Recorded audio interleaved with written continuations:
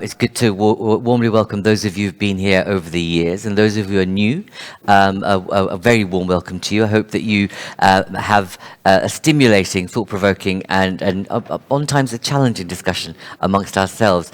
Just a word about why this isn't your usual conference. This is not where you are participants that are observing and having speakers in a Q&A. Genuinely, over the years, what Friends of Europe has attempted to do is to ensure that all of you are here as discussants, regardless of whether you're a minister, a head of state, or a civil society leader, or a private sector CEO. We really regard this as an open plenary discussion amongst equals.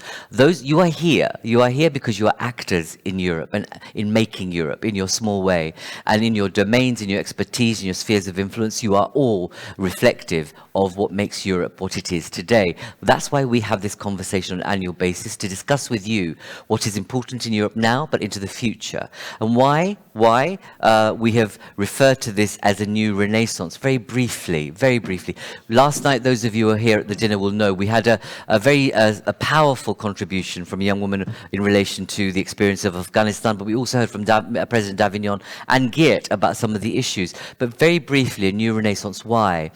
Our planet, our globe, has suffered the biggest shock and adversity probably since Second World War. And like our four mothers and forefathers, we are charged with the responsibility of building a new and better type of society, like they did in the 40s and 50s. The context is very different, the drivers are very different, but the actual job at hand is the same. And we need to think very differently, because some of our received wisdom, a lot of our received wisdom, and the models against which we've been operating simply will not work. We know that, and we'll hear from the Director of Budget, and we'll also hear from others here in this room, traditional approaches to monetary and fiscal policy are simply not going to work. We're living in a very different economic environment, and we know that two of the biggest drivers that are shaping our world, which weren't shaping our world in the 40s and 50s, are climate change and digitalization. Two things which we just have to literally double down on, not confuse, and not mix around with, but actually focus on and understand what it means. And I think there's a third driver, and this is a personal one on my part. I think that the biggest, one of the biggest trends alongside those two is the power of women.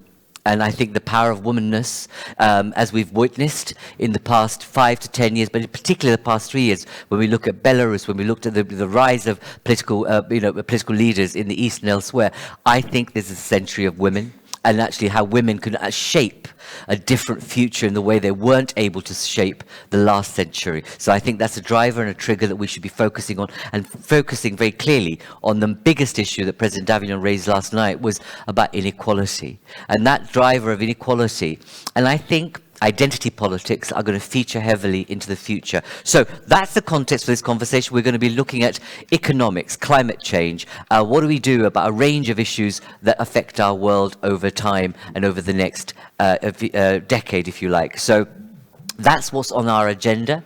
For this particular starting point, I'd like to warmly welcome the two women protagonists that we have, that are going to have a brief conversation about their perspective on where we find ourselves in this context of, people call it post-COVID. I don't understand that phrase actually at all. I don't know what it means. But in reality, we're in a context where we don't understand where the bug is and what its mutation will be, but we do know it stops society in its tracks. But we need to be thinking about how we move from it, get used to it, and create a very different kind of world that we're living in. Before I do introduce us, because I want to draw your attention to this report that's in front of you. We'll be launching this, and one of our my dear colleagues, Lindsay Nefresh-Clark, who's here, will be launching this this afternoon. But take a look at this, if you will. Connected Europe. It's a partnership, a unique partnership for us actually, with Vodafone, where we've attempted to really peer deeply into the issues of digitalization and what a digital society currently looks like, and what it will look like in the future, and its implications. And really what we have here are a set of messages for you. It's not a traditional report in the usual way. We started with citizens. We basically held focus groups of citizens.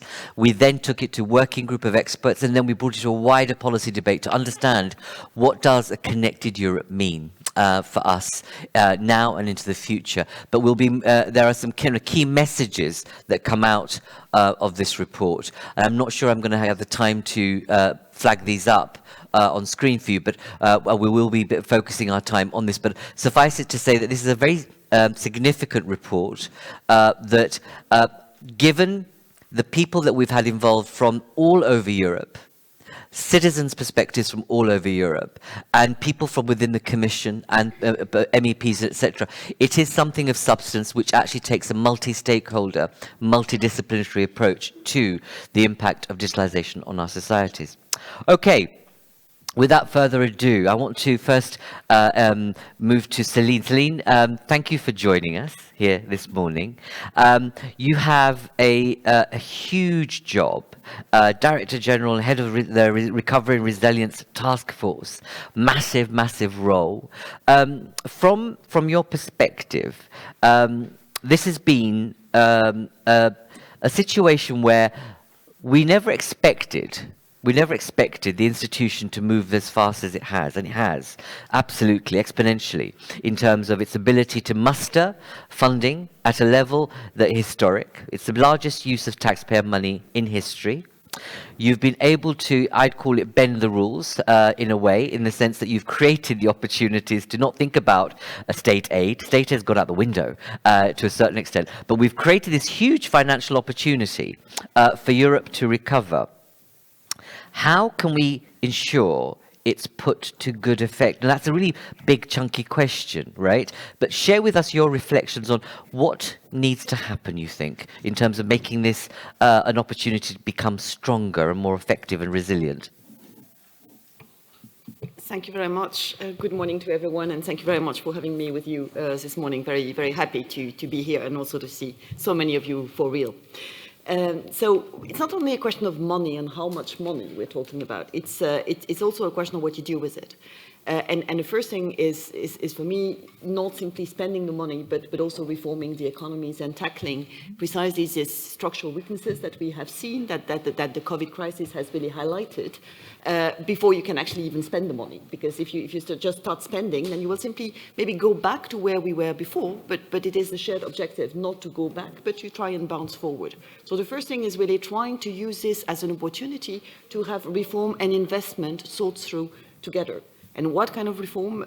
For example, reform for social cohesion. I think you will see in the national plans that have been developed an unprecedented really effort of changing the social safety net and making simply your taxation system or economies more fair. Also an unprecedented effort to make the business environment more attractive for companies to try and really harness also the power of company for investing. So reform for me is the first thing that we need to have as part of this recovery effort. Then the second question is, where do you spend the money for? What do you want to have it? When we went out of the financial crisis, what we saw was basically a huge increase in emissions of CO2 while the economy was restarting. And the very clear decision this time is to avoid that. And it's to make sure that this investment potential is used to tackle climate change that you already mentioned.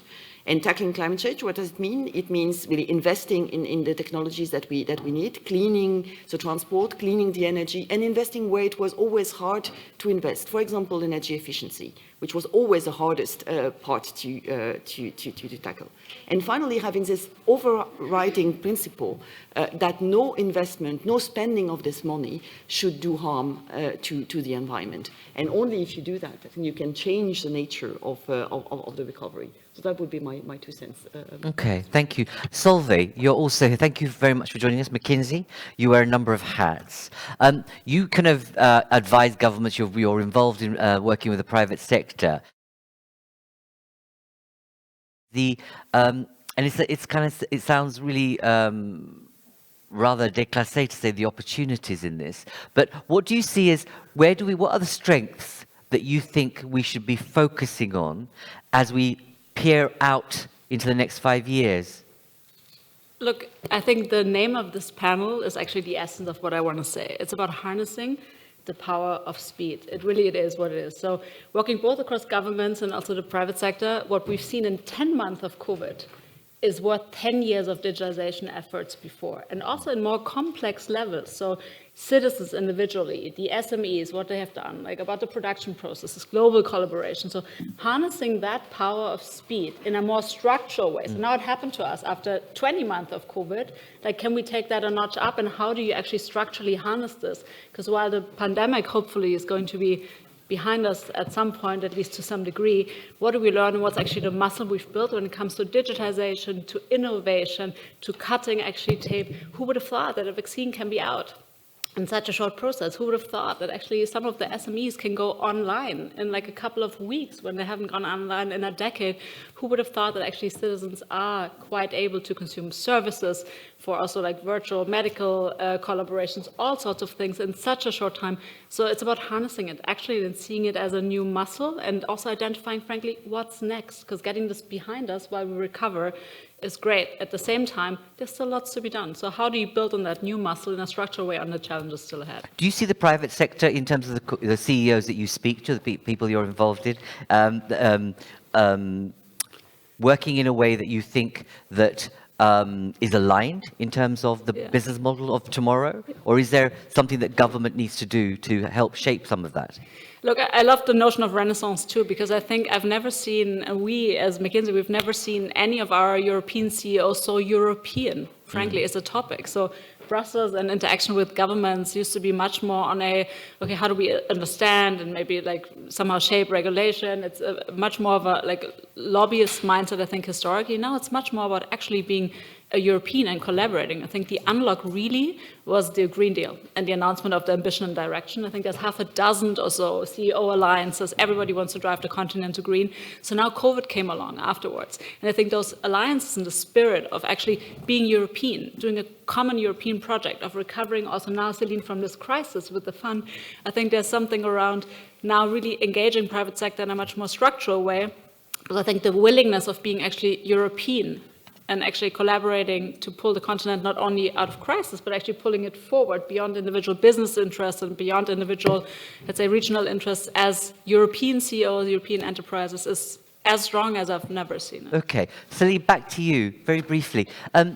When you think about it's the implementation phase, everyone's looking forward to, not all the plans are in yet.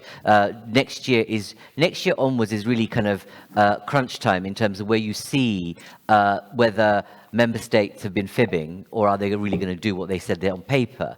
What do you see as the most important thing in terms of creating ownership at member state level?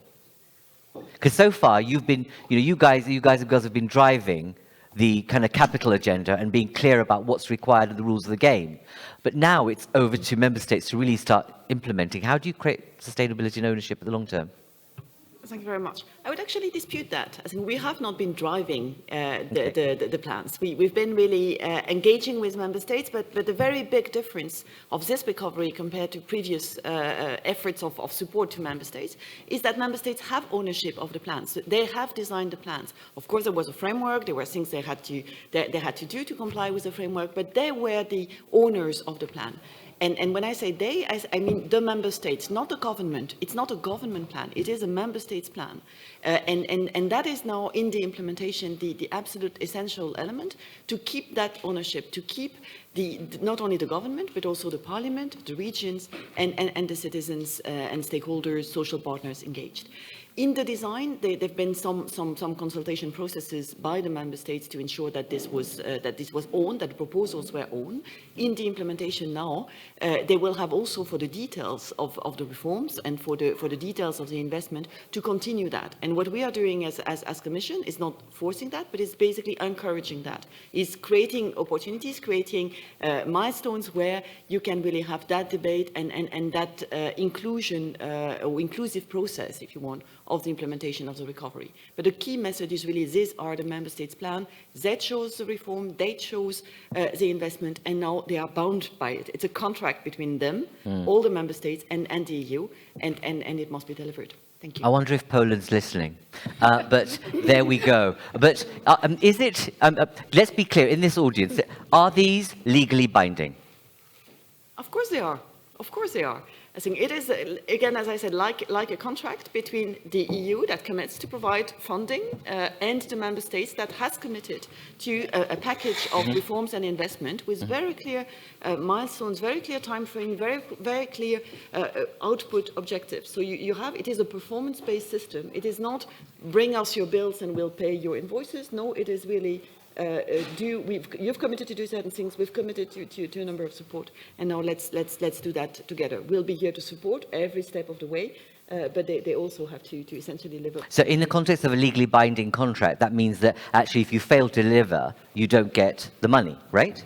That's very much what it is, yes. Okay, great. That's good to know. Again, let's see how the, certain member states will respond to that. But I know that, at a recent event that we had a Belgian state minister in conversation with the director of budget, who was very clear that actually by the Commission being so much clearer about what it needs, and for the first time having capital at its hands in a way that's never had, has really changed the rules of the game. And member states, especially in Belgium, there's a feeling that it has really ratcheted up what they need to do to build a stronger administration and actually have different plans in place to go through the transition, which is what we're deeming as a one transition, a green digital transition. But I'll come back to you in a moment. But Solveig, if I can, I'm going to end on this note with you, is that we know that the private sector has experienced, on the one hand, the kind of the tech sector, if you like, the digital superheroes, mostly heroes, if you like. There have not been many women in their territories in terms of like Google, etc.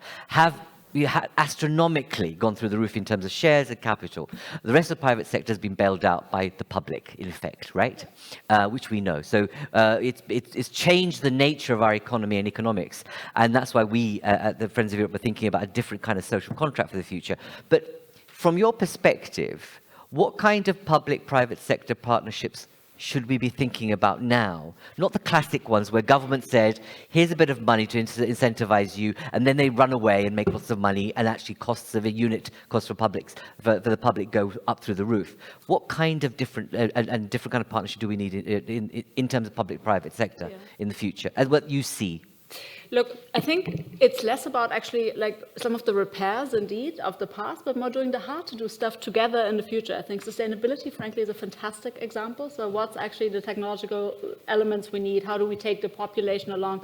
What does it do also some of the socioeconomic disrupts to then the societies actually we live in? So I think anything of the forward looking, I think the agenda is pretty clear, both on digital and sustainability in the recovery.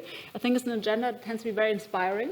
And there's something in it for everyone, but actually now making progress fast and also managing this really tightly. I think that's almost a chain of pearls of good news, if you will, when the impact comes. So it's not we're managing until the end of, like 2030, 2050, all these long horizons when we set targets, but actually how do you make both citizens, but also businesses and the member states actually feel progress short term, and how they actually communicate that back and build on it. So managing this in a very agile way, I think something also for collaboration that will learn us or teach us actually to collaborate more and more tangibly actually on the things we immediately need to achieve. So planning backwards with very concrete things and then managing this in a very agile, collaborative way. Okay. Both of you, if there was one, I know it's kind of hackneyed to say this to a certain extent, but let's go for it. If there was one message you wanted to really give, this is a powerful community here. They reflect all bits of Europe and the globe. In the context we find ourselves on the eve of the largest bit of public taxpayers' money being used in the years to come, and the challenges we've got ahead of us, not least Poland and climate change, lava in Parma, earthquakes in Greece, and that's just the amuse-bouche of climate change that's kind of happening. What's your message in the context that we find ourselves to all sectors? I know it's a tough one. Céline. Yes, it is. Focus and deliver. No, get to do it now. It's very nice. I think the plans are good, the ideas are good, the commitments are good. Now it's time to focus and deliver. We have a plan, we have to do it. And it's going to be hard work. Thank you. Something similar, I would say it's impact and not activity. So if we hold ourselves accountable to the same impact we want to achieve, So like, no matter what member state, no matter actually what background, but actually the impact, and we jointly sign up for it as the instrument does, versus the different activities and have I done my activity, have you done your activity? So impact versus activity, if we hold ourselves to the same bar, I think we'll be driving in the same direction and then hopefully fast, harnessing the power of speed. Indeed. If only politics that were that easy. Because That is politics, very the true. politicians, the We'll solve political that another infrastructure. day, Dharmendra, I think. Exactly. That's where the rub is, isn't it? As in a Shakespearean context, really. But there we are. Thank you both. Thank you very much for your scene setting for our conversation about harnessing speed, and moving out of this context that we find ourselves in. I'm going to hand over to our president in a moment, but just I failed to welcome two other audiences in this room. Our Zoom audience, lovely in these screens, brightly lit. Welcome to all of you. I didn't mean to miss you out. I was just running late. I do apologize. And we also have a live stream audience that are joining us. And a warm welcome to you. Those of you who want to engage in this conversation who are online, please use #StateOfEU for engaging in this. And I want to warmly also welcome, which I didn't ignore you, Tamsin, I promise you. Tamsin, who is a moderator with me, who will be looking after all of you on Zoom and on live stream. So she'll be responsible for making sure we do not leave you out of this conversation. So that was that, making sure that I kind of mind my P's and Q's in that respect, so that we've got you all involved. Those of you on Zoom, you know what to do. Use your virtual hand and indicate that you wish to engage, but also use the Zoom chat. It's a very useful tool. Please engage in it, and those of you who want to engage in it from those of you who are live here, physically present, you can do also if you wish. But those of you who are present, obviously, in the usual way, just raise your hand and I'll come to you. So without further ado, I want to hand over to our President Davignon, to say a few words before I move into inviting our other speakers. But thank you, Céline and Solveigh, for your contributions in setting the tone, if you like, for our conversation. Thank you. President Davignon, over to you. Well, I have nothing significant to say, which I think is a good surprise for everybody. But more seriously, I think there's one point that we have to keep in mind when we look at all this happening, is that the formidable decision which was taken to give the European Union and the Commission the right to borrow.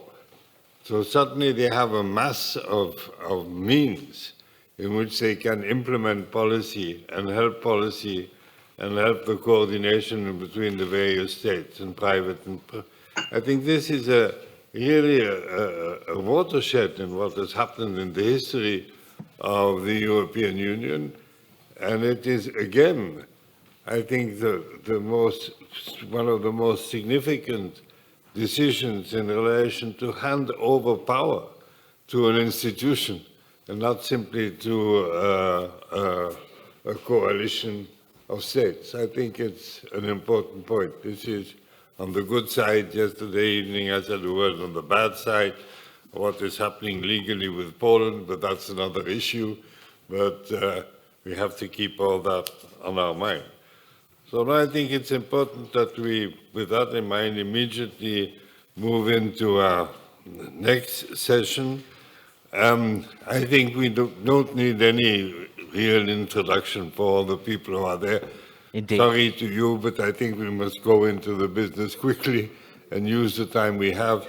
So I would like to give the floor immediately to the Commissioner for Budget, Johannes, and come in, introduce the thing, and we get the ball rolling. Thank you, sir.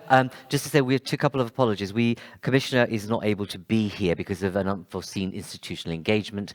We've also had, obviously, apologies from Mr. Sassoli, who is recovering from pneumonia. So but we do have Gert-Jan Koopman this morning joining us, Director of Budget. Gert, thank you very much for joining us here this morning on screen. Can you hear me? Thank you very much for having me. Good morning to all of you. Thank you. As President Davignon has reminded me, I need to move quickly, so I'm going to go straight into the thick of it. It's good to see you again. You know that the next Gen EU funding changes the tenor and the tone of Europe in terms of fiscal and monetary approaches. Do you think the EU public debt issuance will affect European capital markets and the international role of the euro? How will it affect it? The sheer scale of it, the debt issuance will affect capital markets, but also the role of the euro. Absolutely. No, what we're already seeing after having issued about 200 billion euros of bonds, both for SURE and for Next Generation EU, is that we're attracting a new investor base globally, which is looking at Europe from a very new perspective. And talking to one of the managers of an Asian investment fund, it was very revealing to hear him say that now that Europe has issued common debt that will run until 2058, he was convinced that the euro was there to stay. I'm just quoting him. So what is happening is that across the globe, investors are looking at Europe from a new perspective. And that benefits not just our bonds, which, as you know, are typically 10 to 12 times oversubscribed, so there's massive demand. But it also benefits other asset classes in Europe because people are looking across the globe at Europe in a new light. And that, of course, also strengthens the international role of the euro. There's a lot of demand for diversification away from the dollar, and our safe assets are very attractive in that respect. So I think the funding side of Next Generation EU is really very important in this regard. There's a second point, which I think is more domestic, intra-EU, if you will, which is that banks and other financial institutions can actually diversify their bond holdings and purchase a very safe asset that is a little bit more attractive, a little bit cheaper, than German bonds. Which means that for those of you who followed the previous crisis, the famous sovereign doom loop, where sovereigns were hit by banks owning their bonds predominantly and not having a diversified asset base, this has also moved away, and we are strengthening thereby, if you will, the financial basis of the system more widely. So these are very significant effects, and we're just at the beginning of this process. Thank you. Okay, Gert-Jan, thank you. But in that context, are ESG bonds? So you've set out that context, but in the context, we've seen what the recent green bond, the over demand, if you like. The substantial demand in terms just of those people who wanted to be a part of that cake, if you like, which was quite surprising and shocking. Do you see the ESG bonds as a vehicle to alleviate pressure on the EU fiscal framework? Are they a way of harnessing more private capital in a way that will alleviate the pressure on EU's fiscal framework? Absolutely. I think what we're seeing is that there is massive interest in the markets for these bonds, which are anchored on the recovery plans, which Céline has introduced. She has explained how green they are, and actually we are leveraging these underlying investments in our green bond framework. So there's enormous demand for this. And I think that is extremely important because looking forward until 2030, we know that investments will have to increase annually every year by about 360 billion euros to meet our climate targets. So this will have to be financed. And I think it's evident that this can only succeed if the private sector contributes alongside the public sector. Now, our green bonds are the biggest green bond framework worldwide. Our inaugural issuance the day before yesterday was the largest ever green bond issuance worldwide. So what we're doing is also developing the market, showing a way forward, allowing also private investors to move into this space. And whilst a lot of work has been done on the standard, the green bond standard, which is now in negotiation, we've actually got a very practical reference point out there in the markets that sets a deep green standard, which can be emulated by others and followed by others. therefore also providing assurances to investors that what they're investing in is genuinely green, not some light green variety. So I think these developments are very important. We need massive investments, 2 to 3% on top of GDP, on top of what is being done in the baseline, and that can not only come from the public sector. That is very evident. Thank you. Okay, thank you. I'm going to move swiftly on, but people have questions here from around this table, because at the moment, the fact that money is cheap and almost, interest rates have lowest historically have ever been, or even negative. There's something about riding on that wave that's not going to be there forever, but we'll come back to that in terms of what the implications are if there's a hike in interest rates. I want to move to Anna Ascani, who's Italian Undersecretary for Economic Development. Thank you for joining us, Anna. That's Philippe, that's not Anna. That's Philippe Donnet, CEO of Generali. Hopefully we can get Anna. Hello, can you hear me? Yes, that's me. Yes, that's me. Yes, good morning, good morning. Wonderful. I can't hear you. We can't hear you. But we are here. Good morning, everyone. Thank you for your invitation.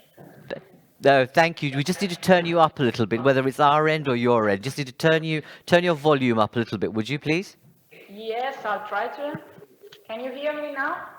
You could be louder. I don't know how to do so. Please, just a moment. Okay, we'll have to be really quiet and go like that.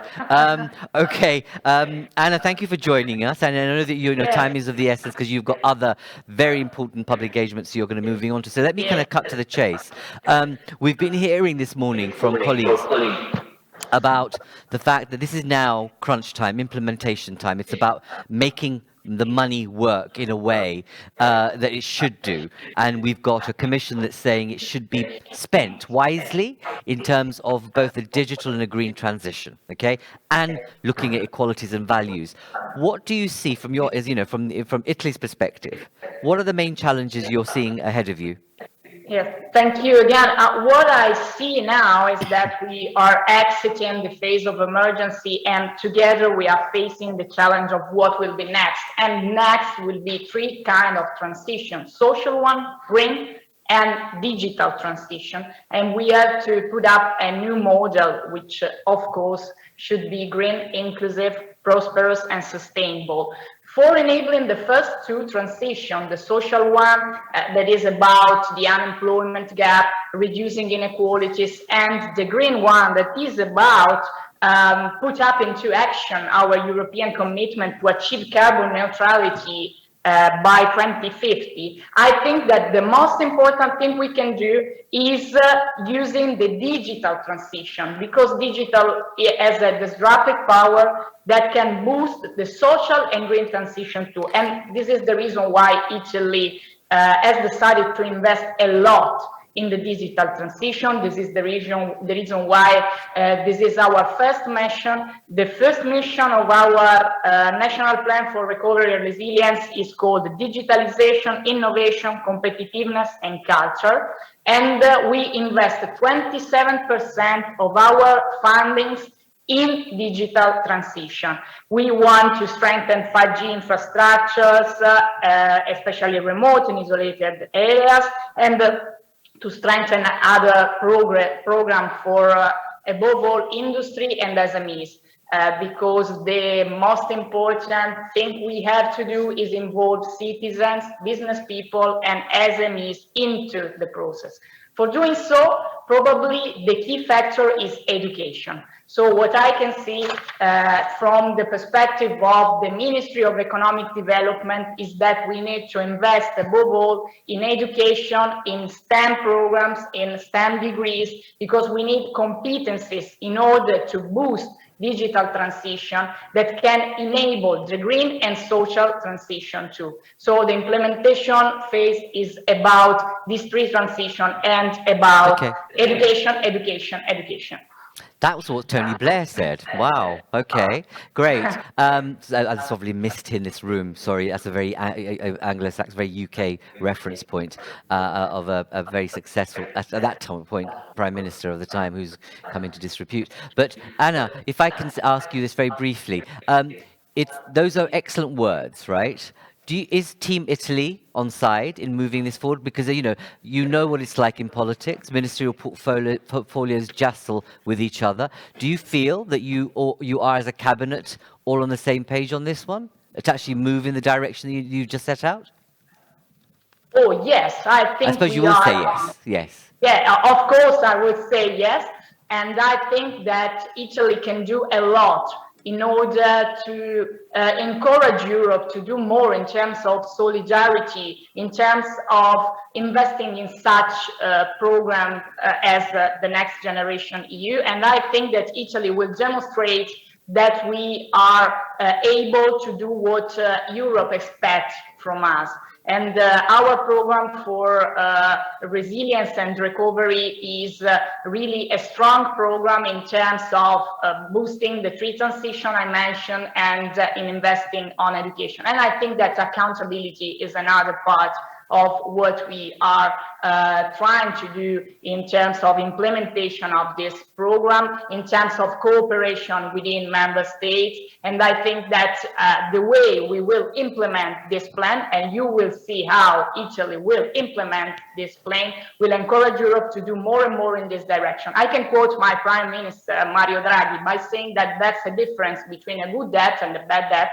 And the difference is in which way you invest the resources. I think that the way we decided to invest the resources Europe gave us is the right way to enable transition and to do more for Europe and in Europe. And I think we are in the right direction. And thank you very much for that. And I'm glad you made that point about the kind of the wider member states context, because at the end of the day, the clever thing about what Gert-Jan and his Koopman and his colleagues have done at the Commission is create a financial interdependency. There is absolutely the case that this huge amount of money and the way it's going to be working in the markets does create an independency amongst member states. From your perspective, just very, very briefly, when you look ahead, when you think about what's happened in the past few weeks, but also in the past 5 years in relation to Poland, what's your reflection on how you'll hang together when you have a member state that says, I want the money but not the values? I think that if you want to use money, you have to share values. This is part of the foundation of our Europe, of our stay together, and I think that we cannot abandon this kind of approach, because if we decide that money counts more than values, then the idea of European Union can be abandoned too. So we have to be strong in this sense. We have to boost solidarity. We have to encourage the approach of member states that are trying to do their best in order to recover from a bad crisis, but values come before. If we don't share values, we cannot share anything, above all financial approach. So we are not just a monetary union. We are more than this, and we have to demonstrate. Well said. Thank you, Anna. Thank you very much for saying what you've said. I'm going to now swiftly move on to another contributor who couldn't join us, sadly, but has provided a video contribution. That's Amina. And the question that we posed to her was about, what's the business case for governments and the private sector to invest in SDGs. So I think we have, thank you, and I'll come back to you. I know that you'll be leaving us, but I'll try and get to, I'm sure there's people in the audience who want to speak to you and get a question or a discussion with you as a part of this debate. Are we ready for Amina?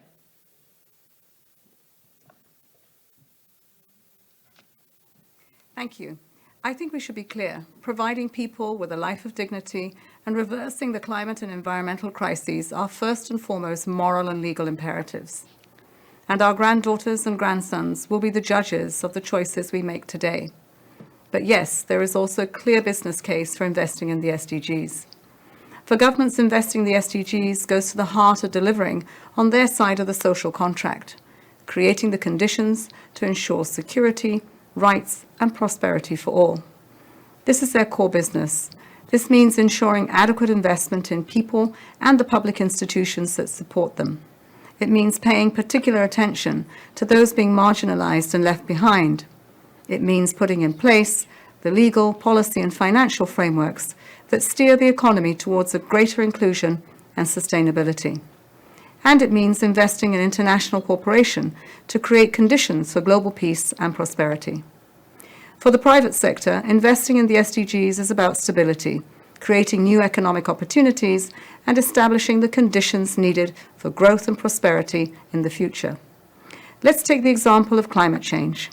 Unless we change course rapidly, climate change could result in losses between 5 to 20% of global GDP each year.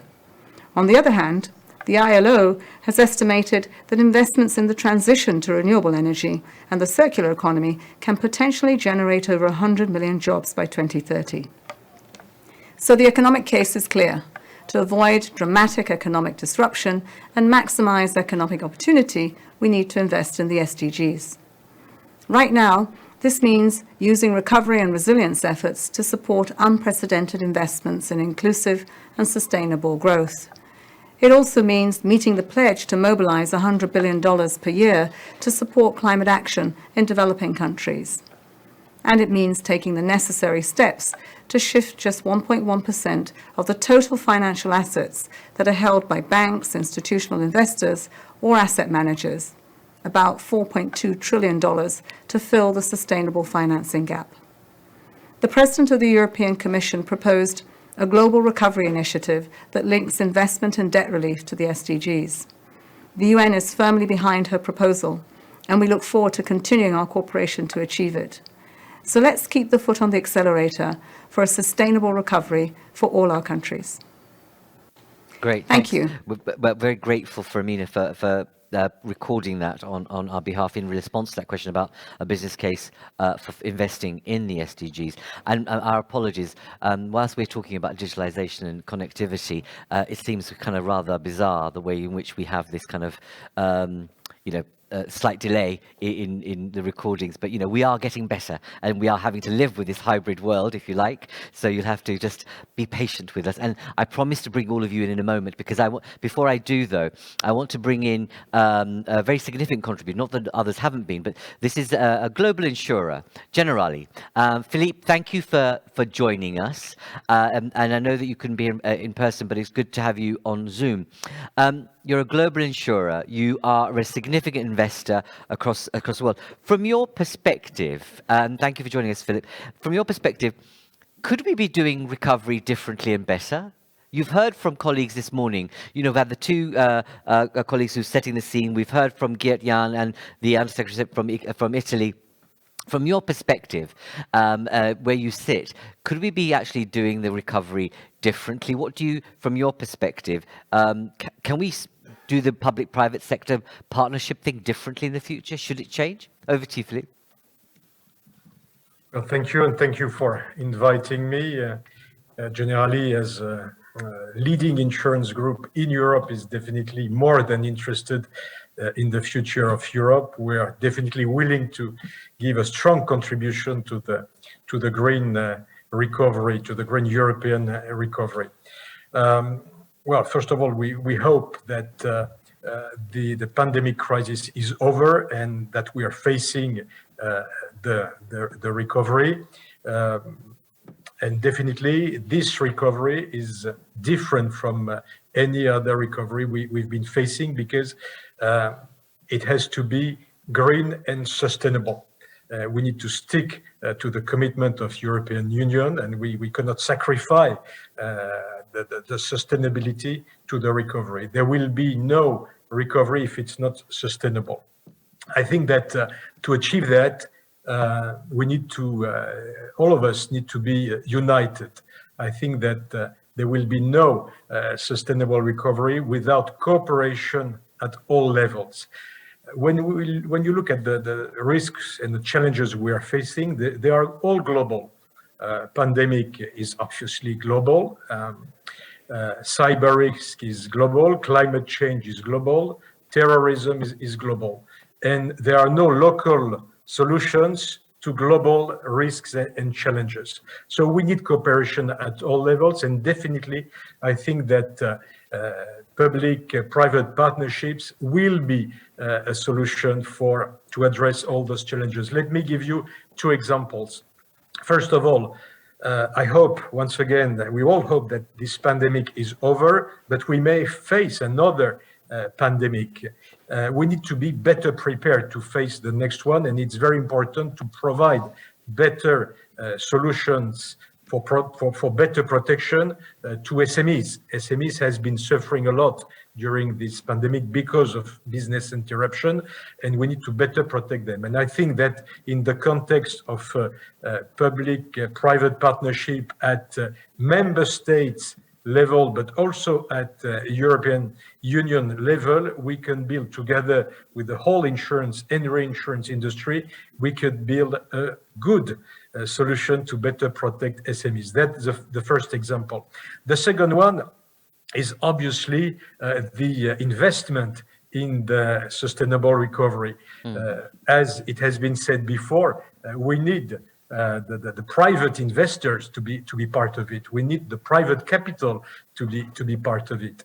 If you look at the insurance industry in Europe, we are talking about 11,000 billion euros being invested, and a significant part of it needs to be leveraged to be invested in the green and digital recovery. This is really important, and I think that there are two conditions to make this efficient. First of all, we need to invest together. I'm convinced that co-investment between public investors and private investors can be a good solution. And we also need the appropriate regulatory framework. I think it's really important. Let me give you the example of green bond. Green bond is a good asset to invest in. We need green bonds. We are ready as insurance companies to invest in green bonds, but the regulatory framework, and I'm talking to Solvency II, must be consistent with this. So as Generali, we asked the regulator, the European regulator, to make the green bond and a specific asset class, because we need the cost of capital to be lower for a green bond. So it's very important not only to enter in those public-private partnerships to invest more and more quickly, but it's also important to have a regulation, a Solvency II regulation for insurance companies in line with this objective. Okay, so in terms of what would be good to know is a bit to break that down. I can't do that right now because I'm running out of time, but specifically what you mean by there's something about the asset class, the cost of, and your capacity to engage with the bond market as you described. But and Gert-Jan perhaps can come back to that in terms of what kind of regulatory conditions would suit this new type of approach that's required between public and private. But from your perspective, what are the macroeconomic trends you see from your perspective that will shape recovery as we move forward? What are the kind of 2 or 3 macroeconomic trends that you think are going to shape this recovery that we need to think about in terms of pushing investment forward amongst our economies? Well, first of all, I'm quite confident that recovery will be strong, especially in Europe, because I think that we've been creating the conditions for this green and digital recovery. Nevertheless, there are some risks. I'm not a specialist of macroeconomy, but we have all seen the risk of inflation rising. We have seen that the price of commodity is increasing sharply. This can be a serious issue. We also have to face a global supply chain disruption. This is important. There is a shortage of materials. This is important. There is also a shortage of workforce in some sectors, and we need to address it seriously, because there will be no sustainable recovery if people are not back to work in all sectors. So we know that there are a few risks. Having said that, I think that we definitely need to stick to what's really important. We need to invest in low or zero carbon assets. The whole insurance industry has committed to the net zero alliance for net zero carbon alliance for 2050. So we need to invest in green hydrogen, in sustainable bioenergy. We need to invest in carbon capture and storage. We need to invest in education, in digitalization, innovation, and healthcare. We need to invest in infrastructure. I think the world needs this kind of investment, and as far as we are concerned as insurance company, we need also to invest in this kind of assets because they can provide for our customers, for our policyholders, a better profitability. So there is a convergence of interest between the needs of the real economy and the needs of the insurance companies to invest in the real economy. Once again, I insist on that, the regulation has to help this and to support this. And you've referred, because I did want you to ask you to say a little bit more about the multi-billion-pound investment you've made into different sectors, but that's kind of giving you too much of an advert, really, in this audience. But I think we need to think about that at some point, because no, as an insurance company, you're doing something interesting in that regard. But you've referred to regulation on a number of occasions. Just in this context, you've got the ears of some significant folk from the EU. What specifically, if there was two things that you'd wanted in terms of regulatory, what you regard as burdensome regulation, what are the two things that should change? Which I know is a tough one, Philippe. No, no. I think it's important to understand that as insurance companies, we need to find alternative investment because interest rates are too low. So we cannot invest only in government bonds. So we need to diversify our investments. If we are looking for more risky investments, we would make a mistake. And this mistake has been made before.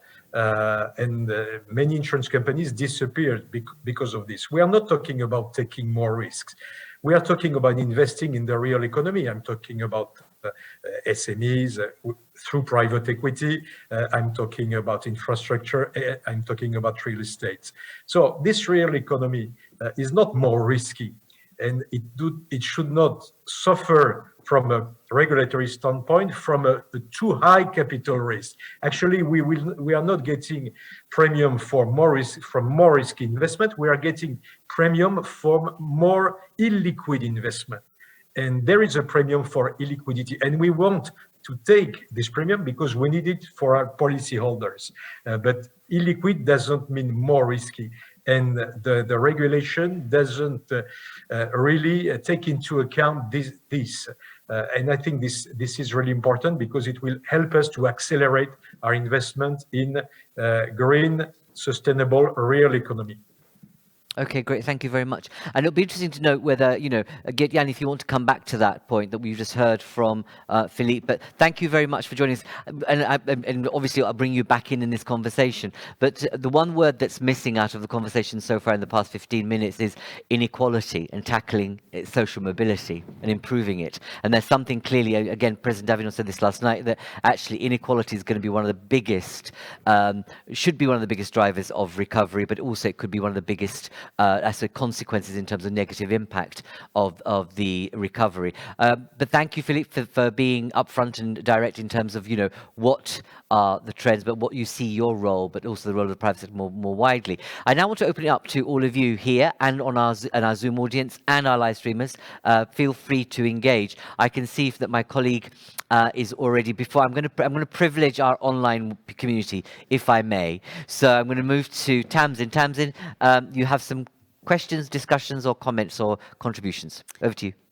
Thank you. Excuse me. Thank you, Dharmendra. Yes, indeed. There's been quite a lot of chat on the Zoom and on Twitter about this. But I would also like to pick up on the point that was just raised. And we have a question or a comment from our Debating Europe team, from Bert from the Netherlands. He has a question linked to the inequalities that you just spoke about. And his question, that Bert from the Netherlands, he says, the next generation of EU citizens face a huge debt burden.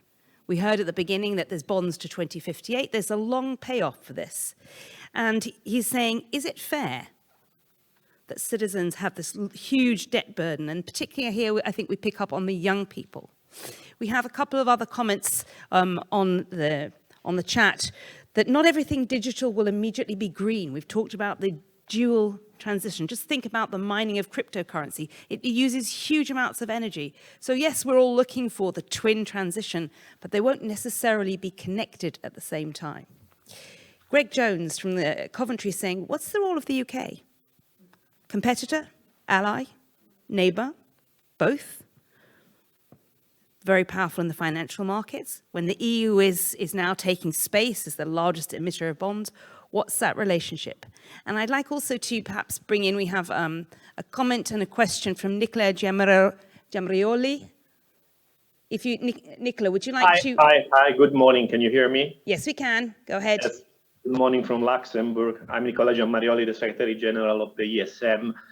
Just a brief reflection on an important point that Gert-Jan Koopman made when he said that this big issuance program of the Commission would increase the safe asset, euro-denominated safe asset, and increase and strengthen the international role of the euro. But he made an important point. When I sell my bond, for example, in Asia, I'm also selling a long-term perspective about Europe and the euro.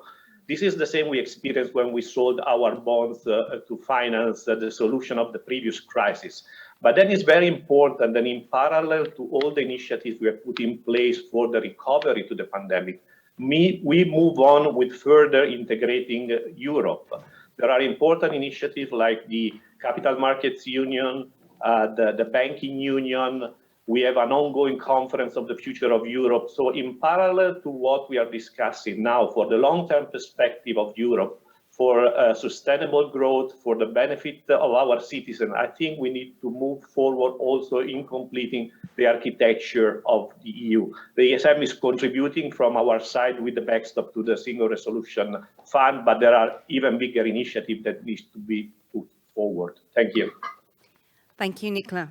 Over to you, Dharmendra. Thank you. Very interesting contributions, and I suppose the sense of the contributions from our Debating Europe Citizens platform give you a flavour of the diversity range, but a sense of how people are feeling. While not representative, gives you a litmus test of, in a small way, of where people come. Colleagues, over to you in terms of what you've been hearing. As I said earlier, this isn't about a Q&A with our speakers and contributors. This is about a conversation amongst us in terms of where you think we need to go. We specifically have called this a new renaissance as a State of Europe, but this session, which is very much about not taking the foot off the pedal and moving faster, if not better, and greater in the right direction. Views, comments, or very specific, if there's, some of you think actually, I think this should happen, actually, and we've got it all wrong. We want to hear from you. I know a couple of you have already indicated that you want to come in. Before I bring you in, Malcolm, David, I'd like to please introduce yourself. I'm really interested in I think we'd be interested in your perspective. Just say a little bit about, obviously, where you're from, because most people may not know, but what's your comment on the recovery and the use of monies? Thank you. My name is David McNair from the One Campaign, a campaign against extreme poverty. Philippe Donnet said something really interesting. We hope the pandemic is over. The pandemic, from a global perspective, is not over. 6,773 people died of COVID yesterday. And that is not just a moral issue, it's also has direct implications on the EU's economic recovery. The IMF chief economist said yesterday that COVID threatens the recovery when it comes to supply chains, variants, and obviously inflation. But it also undermines trust and cooperation on the bigger issues that we need to tackle on climate and so on. Because of EU member states' behaviour, and to be fair, the US and the UK as well, on vaccines over the past year, it has exacerbated the health crisis, it has exacerbated the economic crisis, it has also precipitated a trust crisis, which is a real problem.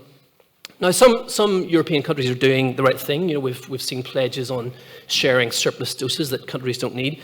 As of yesterday, Italy had delivered 6% of what it's committed to share. Germany 11%, France 16%. So that needs to get much faster if we're going to tackle this issue. So what needs to happen? We need a commitment globally to vaccinate 70% of the world's population by next September. And then we need the finance, the doses, and the policy reforms to make that happen. Otherwise, we're not serious and we're just not dealing with what is a major threat to the recovery. Secondly, in August, EU member states received about 144 billion euros worth of IMF special drawing rights. This was intended, an IMF asset, new resources to help emerging and developing countries to respond to the crisis. EU countries don't need them, they should share them immediately. If we don't do these kind of immediate steps, we're both exacerbating the crisis, but we're also not dealing with this trust issue that's going to infect everything else. David, if I may very briefly, I'm glad you moved on to actually what needs to be done. Where do you think, which multilateral institution would you turn to in the modern state that we find ourselves in to make that happen? Well, I think the IMF is the one organization that's shown leadership. I mean, to be honest, the World Bank has been a car crash, just to be frank. Like that needs to change, because unless we deal with these vulnerabilities and these inequalities, we're not going to solve it. And I think from the EU perspective, I think there's been a lot of rhetoric around partnerships with Africa and so on.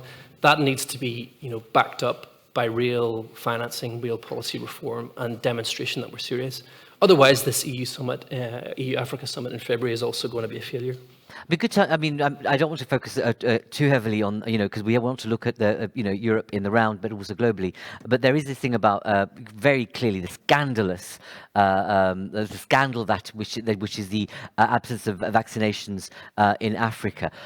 One of the things that might be worth thinking about, I'm not sure, and I'm not asking you to respond to this because I want to move on to others, is about, we've talked a lot about bonds. There is a potential of health bonds and insurance bonds that are just simply not being made use of in Africa, where you have huge potential markets, huge amounts of poverty, but much to be gained from if you got the bond structure right. But something to think about. Over to you. Please, Malcolm, introduce yourself in your comment. Thank you. Malcolm Byrne, I'm a senator from Ireland, and it's a question to Philippe, but it may inform our discussion. And obviously, Philippe, as an insurer, you're in the business of risk.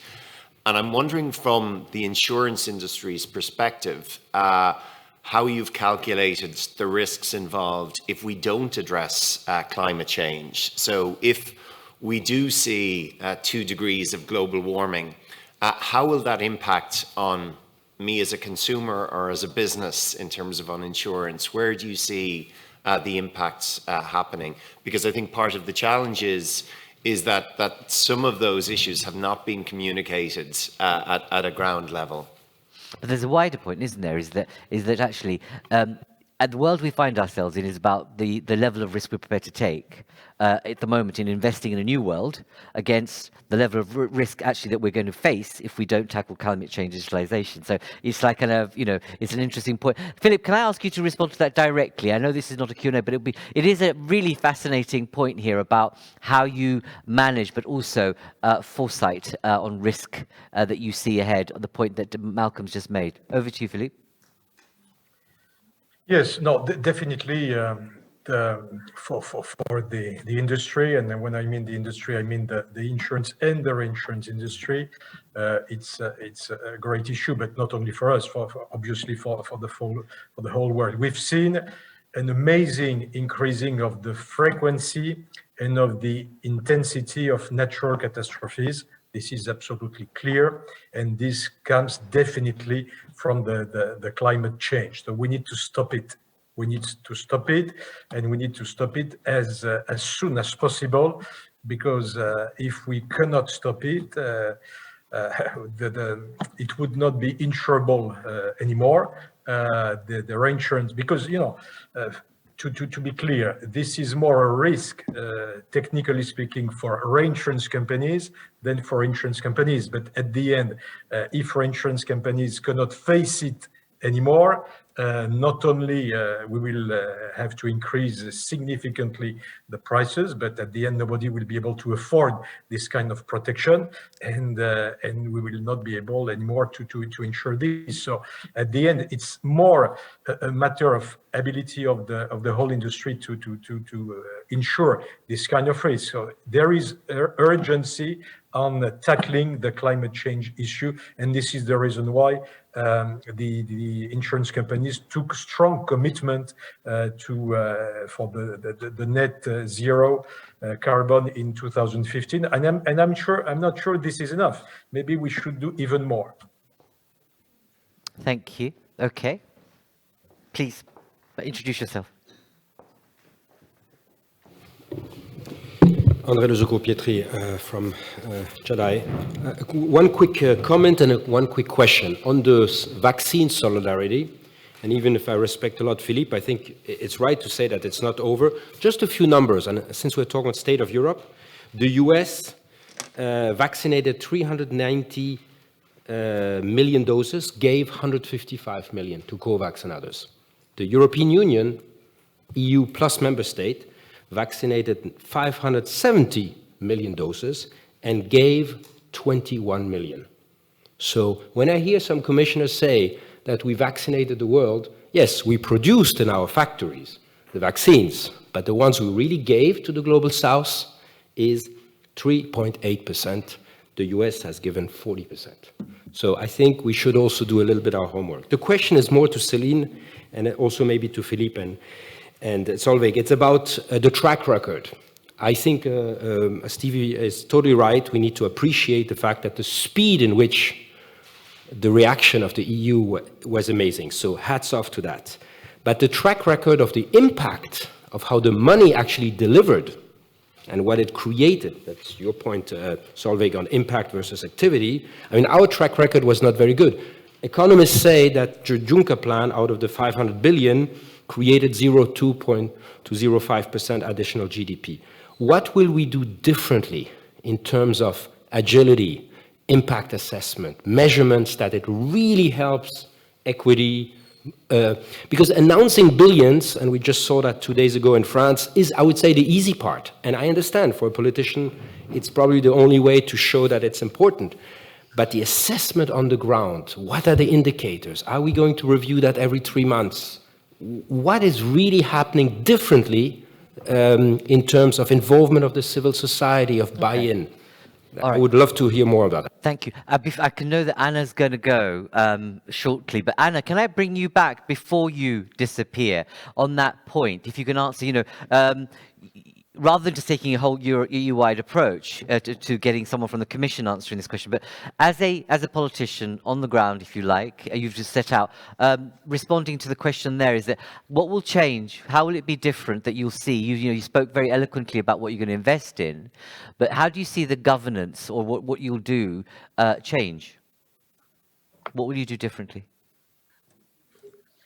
I think that the pandemic and what we have faced together have changed everything forever. And so what is changed is the approach we are having now to the risk we are facing together, of course, also the climate risk.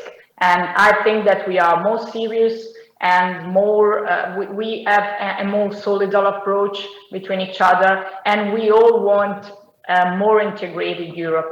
And as Italian, we want to be more accountable in front of other European countries in order to demonstrate that doing things together is possible. And so I think that changing our approach as European member states can change the European Union too, and can change the approach we have to the transition we must boost in the next years. And just for saying one thing about the inequalities you mentioned, we are working out on youth unemployment and gender inequalities. We are facing the problem in Italy and also in Europe, if I can say, of the gender gap.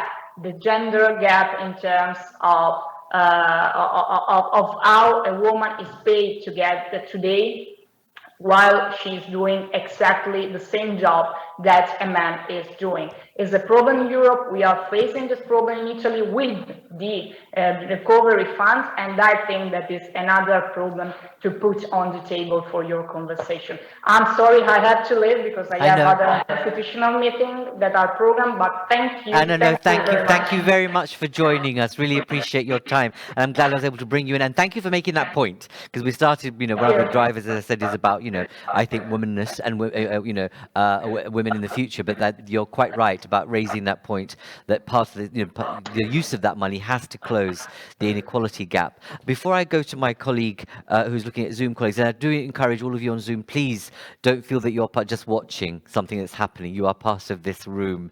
So do engage, and I'm going to bring my colleague in, Tamsin. But Kristen, you wanted to come in.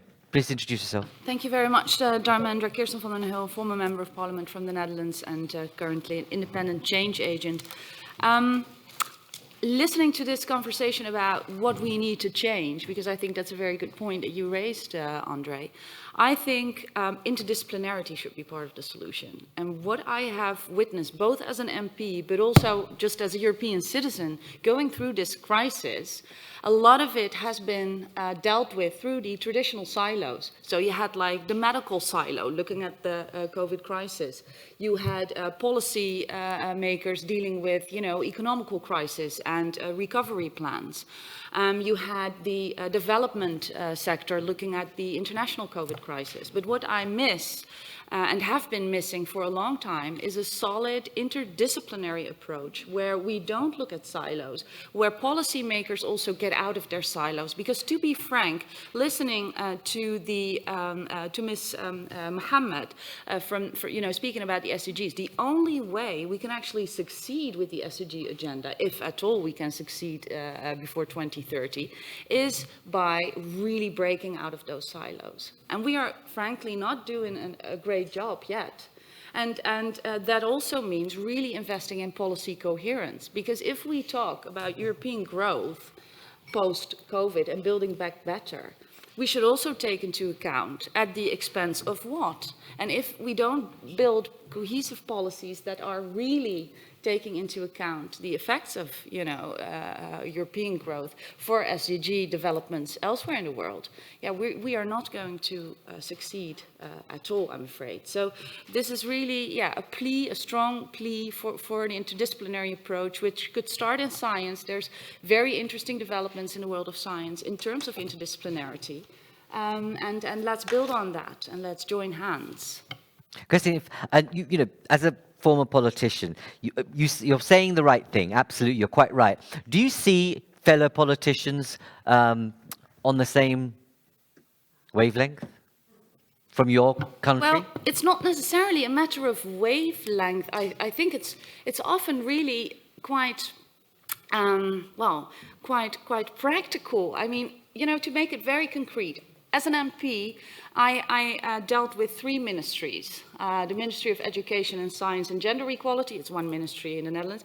The Ministry of Development and Foreign Trade, that's the second ministry. And I dealt sometimes with the Ministry of Health.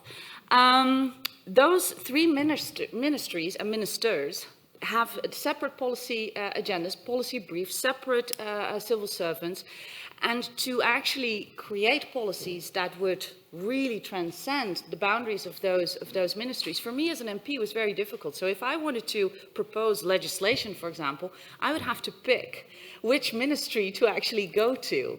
And this sounds very silly as an example, but it is, in fact, what is happening in most countries on the ground. So to actually create, for example, legislative change or a policy brief to actually encompass this interdisciplinary view, well, that would require almost mediation between the different departments, because sometimes they don't even use the same language. No, sure. But isn't that the state of play in terms of our governments anyway, and our governance structures? I mean, what you're setting out is exactly what happens in every country across the world. We don't have a different cabinet system that works in a way, we haven't talked about it here actually, that part of the radical reform that's required is about institutional reform, both at member state level, but also EU level, because what you describe is huge waste of money, huge waste of people power in terms of institutions, and actually not much gain. So it would be interesting to hear from people actually that we haven't heard that. Which member state's going to radically think differently and not have these huge silos with divas at the top as ministers,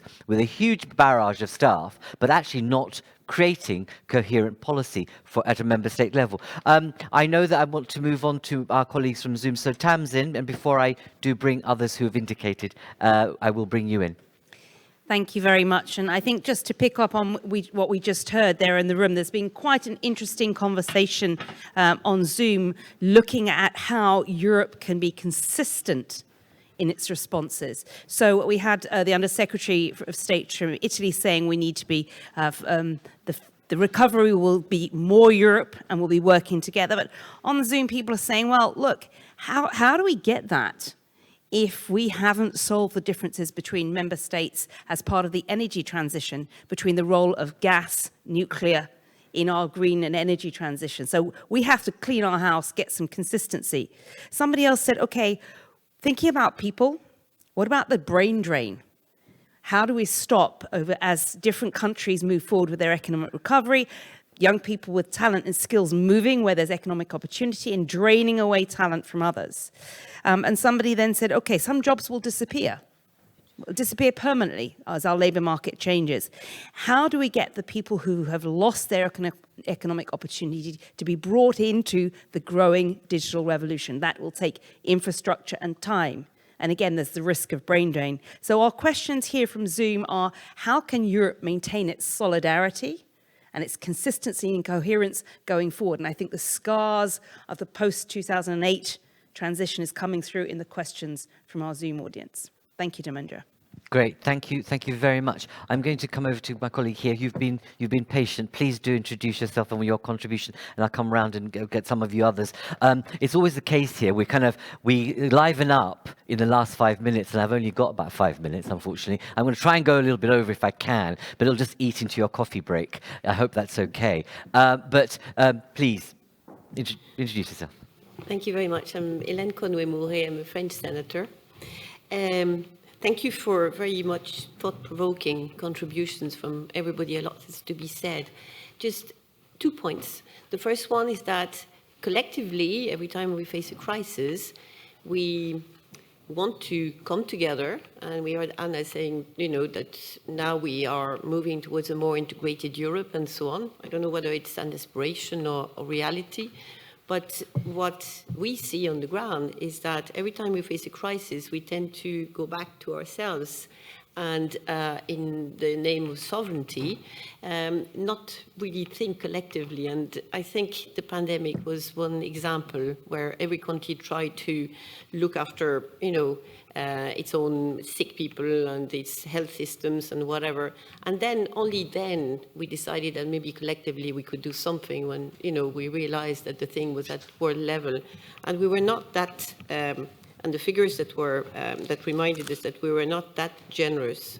So that's the first point. So I don't know how we can just have these great discussions, want to move on, and that nothing happens, and at the next crisis, we're at it again with the same motivation, and yet, time passes on and nothing happens. And the second point is about the huge amount of money that each state is receiving. And I just hope that my own country, and I'm not too sure, we have a presidential election, so a lot of announcements are going to be made. But what I saw in Italy, I was in Italy last week, is that Mario Draghi is actually investing the money really to relaunch the country. And he's doing it extremely well. And I just don't know whether, colleagues here were, politicians or involved at the, the level of the country, that money is going to be spent in the right way and not just paying the debts, but actually investing, as we have heard a lot of speakers kind of, encouraging us to do it. Hélène, I think it's quite telling that as a politician you're saying what you're saying, because others would think that you are you're inside the system, if you like. And what would be interesting, and you're making the right point. We constantly repeat the same mistake. We don't seem to learn, and we'd like to think that the past 18 months, 2 years will fundamentally change that. But let's see. But what's your political community? What's your reflection on what you've said just now? What's your sense of how your political peers are feeling? Are they up in the same kind of sense of direction that you would like to see happening? Or is it still, people are still in the sense that it's over now, back to normal? I think it's a little bit of the latter. Yeah, back to normal, and we're just waiting to the next crisis to kind of say, oh, what can we do? There is a dirty word that is being used, and it's European autonomy. And I'm looking after defense and security issues, and every time we talk about European autonomy, a lot of our partners just close down the curtains and say, no, we cannot be autonomous. We're not strong enough. We're not big enough. There's a big lack of confidence, I think, collectively, for us to move on. So it was the health issue was one crisis that we had to deal with, and I'm not too sure that collectively we did it properly. Maybe we can draw the lessons, but I'm not too sure what lessons are being drawn and for what purpose. Interesting, excellent, thank you very much. And no, it's kind of, it's a depressing plateau, isn't it? Because on the one hand, people say, yes, absolutely, but surely the answer lies in political movements, but political, it's civil society engagement, and also, there's something interesting about the political activism of the private sector. Whilst you wouldn't say that, Philippe, that you're a political actor in that way, but there is something about the activism of the private sector to actually nudge a different behaviour set amongst government. My colleague here, please introduce yourself. My name is Marisa Monteiro-Borsboom. I'm here with my double hat of Women in Tech and Humanity of Things Agency. And I think for the note that sounds a little bit more in the downside, I would like to leave the good note. And what I see is also, we talk about silos, and I would like to talk about generations. I'm very concerned, being a next generation, of the gap that is being facing the conversation between generations in passing knowledge. So I think that's also a big importance. I don't see talking about it. I don't see also talking about reskilling the market of many of the ones who will not be able to be up to the challenge. And in the civil society, if we want participation and robust democracies, how do we engage young generations as well? We keep talking about policy and regulation. Who makes policies and regulations? So it's also a problem of literacy. There's no political literacy. Our children are not being prepared to engage in politics. So how can we keep talking about being one if we don't even understand politics itself? So, and as a civil society, we all have a role to play. Mm-hmm. So I think it's also time to claim agency, individual agency, and then maybe we can also move forward to a future where we all are this combination of rights and human obligations, and we see ourselves as agents of our own future. Thank you. It's a really positive point to end this session.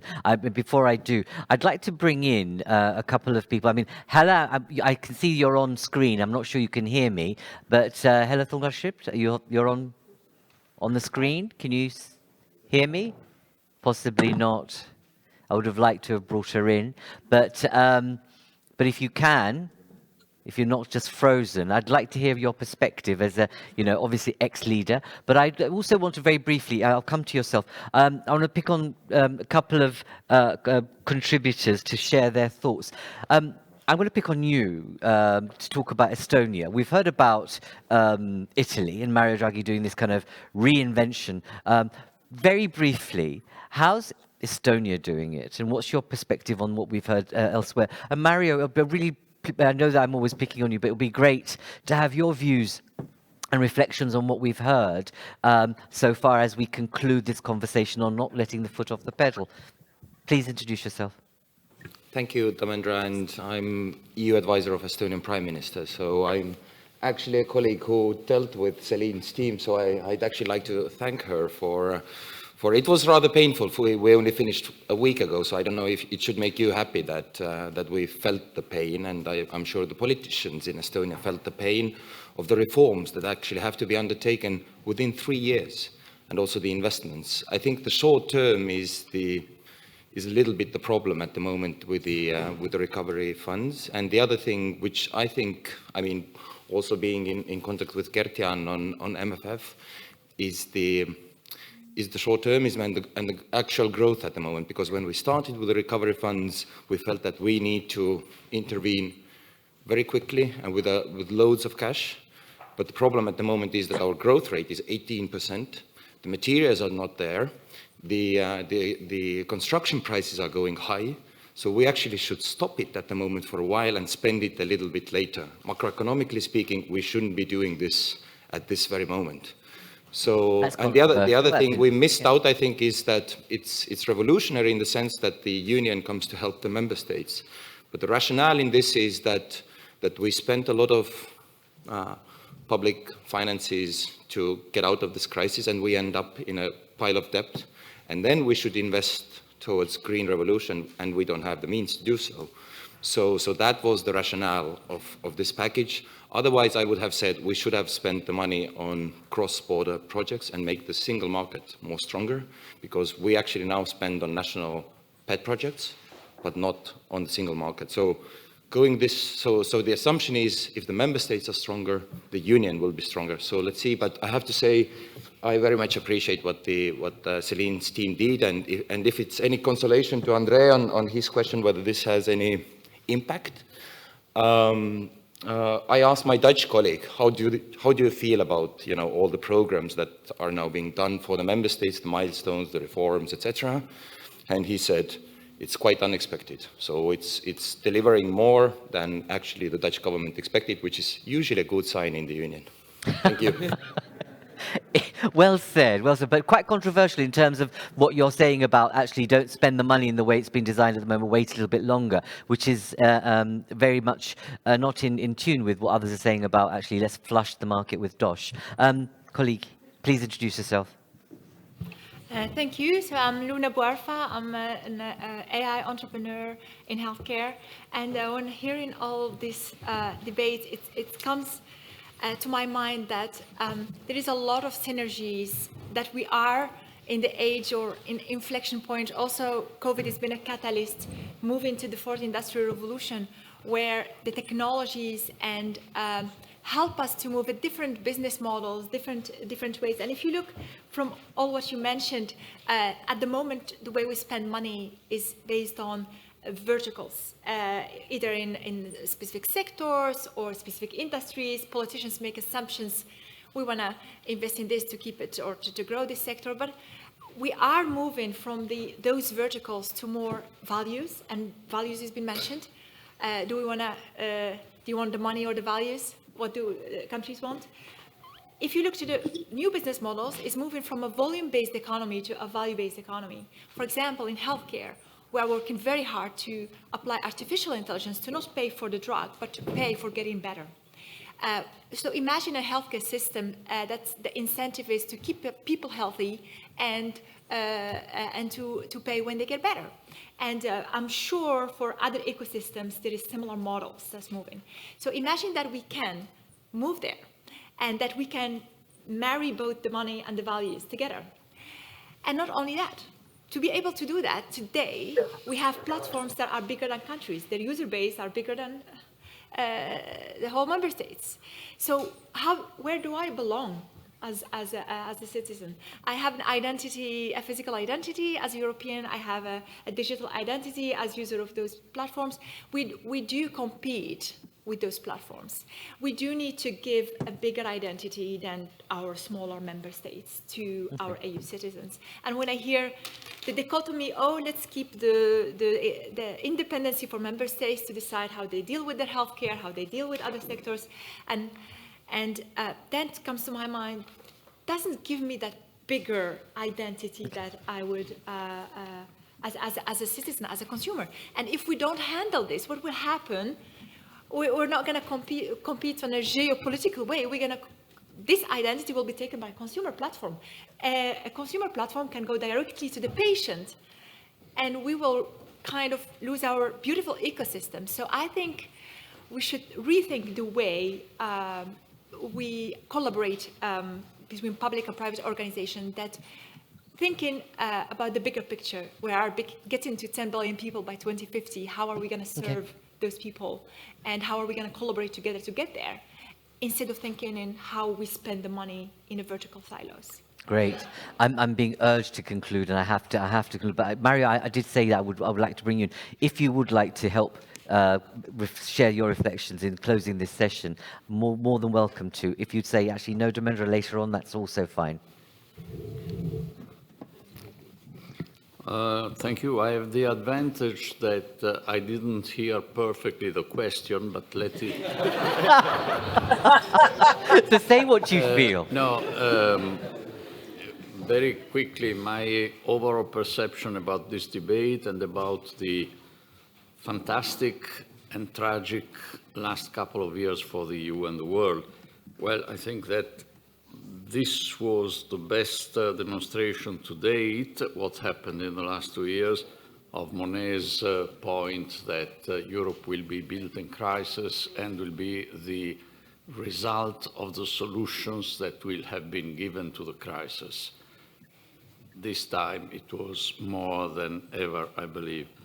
Then I draw from the observation, also in the light of this conversation of the last couple of years, that good politics requires, this is not entirely new, political imagination and determination and a bit of luck. Now, the European Union has responded to the pandemic crisis really, to me, in a very creative, imaginative and determined way, and I wish to express my strongest admiration for the von der Leyen Commission and her actions, and its actions.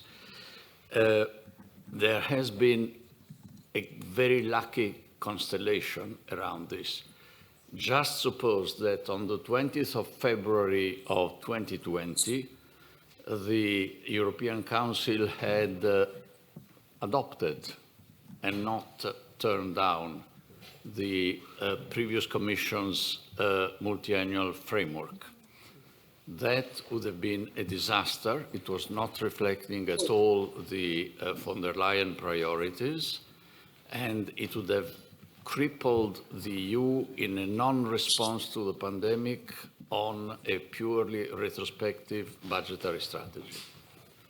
Mm-hmm. But luckily, it was turned down. Just imagine that, well, this is more delicate, but just imagine that the generally beloved principle of the Spitzenkandidaten had prevailed. Excellent personality, the one that did not become president of the Commission because of the non-application of the Spitzenkandidaten.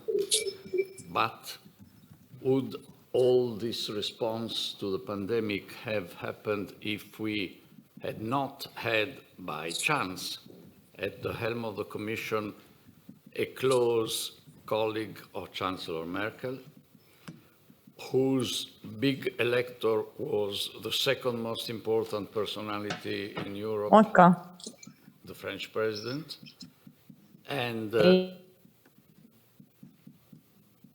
was time over, I guess. Yes.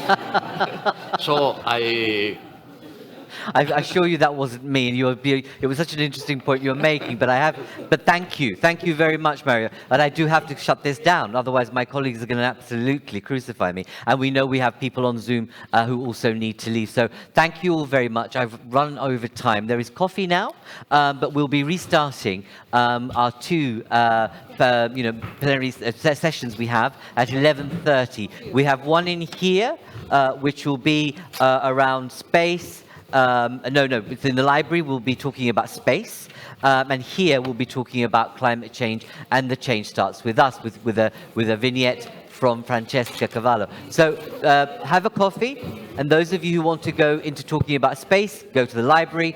Those of you who want to talk about climate change and energy transition will be coming back here. Thank you all very much, and thank you.